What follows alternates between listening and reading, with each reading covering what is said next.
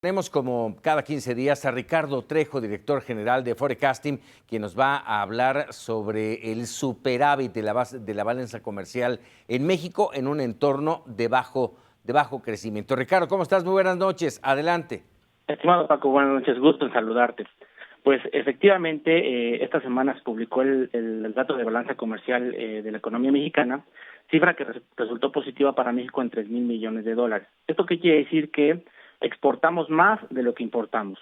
Digamos que a primera instancia ese es un dato positivo, sobre todo si consideramos que el 30% del crecimiento de México depende de las exportaciones que hacemos hacia el exterior, particularmente hacia Norteamérica.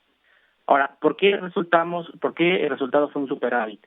Y lo que vemos, si hacemos el análisis a fondo, lo que vemos es que hubo una disminución en las importaciones del sector manufacturero. Es decir, exportamos más bienes manufactureros de los que importamos. Esto también, en primera instancia, resulta positivo para México. Pero si analizamos una vez más qué está pasando en el sector manufacturero, vemos que México importa tres tipos de bienes, que son los bienes intermedios, los bienes de consumo y los bienes de capital.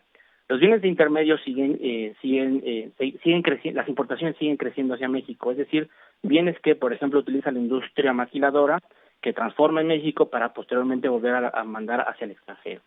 Pero el dato curioso y el dato más relevante es la caída en los bienes de consumo y en los bienes de capital. ¿Y esto qué refleja? Esto refleja la debilidad en el mercado interno, tanto en el consumo privado como en el consumo, como en el consumo privado, así como en la inversión que se está haciendo en México, tanto pública, pero principalmente privada. Esto es interesante porque si regresamos un poco al análisis, si vemos que los bienes de consumo intermedios, es decir, la importación que hacemos del sector maquilador para luego exportar, depende de la producción o de la actividad de la producción industrial en Estados Unidos. Actividad que al primer semestre se mantuvo positiva, pero al mes de julio ya se estancó. ¿Esto qué quiere decir? Que vamos a importar menos bienes intermedios, los cuales representan el 75% de las importaciones del sector manufacturero. Vamos a importar menos bienes intermedios, pero a su vez vamos a exportar menos.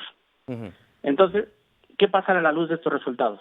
En un entorno donde el consumo privado y la inversión privada interna del país es débil, si agregamos esta debilidad en el sector manufacturero de Estados Unidos y por ende en las exportaciones que pudieran salir de México hacia Estados Unidos o hacia Norteamérica, entonces tenemos una composición o un caldo de cultivo que dificulta la actividad económica, el crecimiento de México, de la actividad económica del país, pues para lo que resta de este año. Entonces, en la medida que no se reactive el consumo y la inversión nacional, y si agregamos que puede haber una debilidad en las exportaciones derivado de una debilidad en la actividad industrial de Estados Unidos, entonces tenemos un escenario que dificulta aún más el crecimiento pues, para lo que resta por lo pronto este año. Vaya situación. Sí, el tema de el estancamiento o la caída de la inversión y del consumo, finalmente. Mi querido Ricardo, como siempre te agradezco el comentario. Un gusto, mi estimado Paco, buenas noches.